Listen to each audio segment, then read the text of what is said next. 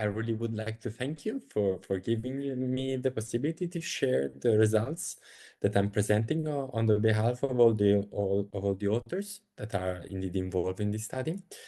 So we conducted a survey on the behalf of cellular therapy and the immunobiology working party of the EBMT in order to study and analyze the current outcomes of fertility in all the patients that received CAR T-cell therapies.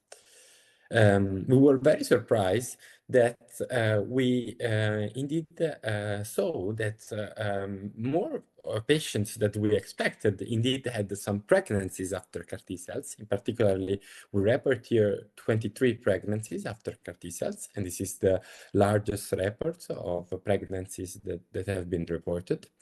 Moreover, we analyzed all the current practices and noticed that they are very different among the different centers since there is still lacking some formal guidelines. So this survey characterized indeed in details the clinical characteristics of the patient that indeed had successful pregnancies, but also highlighted the need for standardized guidelines in this evolving field.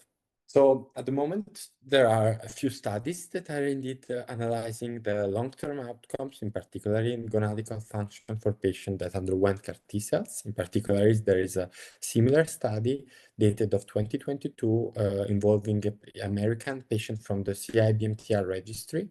And similarly, they report few pregnancies after CAR T-cells, but are no other large data. So indeed, our analysis is the first one reporting patients from the European centers. Compared to, there are indeed no trials comparing the efficacy, the effects on outcomes of the conventional chemotherapy or the transplant field compared to CAR T-cell therapies. What we are indeed observing in our analysis is that the gonadical function seems to be preserved, in particular in female patients. Indeed, the majority of the patients, the female patients that reported pregnancies, had a spontaneous, so without the need of any assisted technology, reproductive techniques.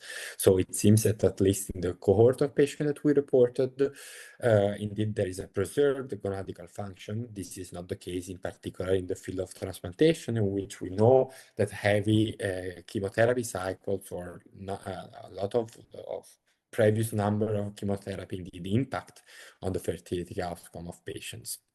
Moreover, we are moving in the CAR T-cell field also towards autoimmune diseases. So we have a complete new population of patients in which generally chemotherapy has not been administered to them. So we really would like to see what's the impact in the future of also in the fertility field, which is very relevant in this very young cohort of patients. Moreover, a lot of patients have been treated in the pediatric age.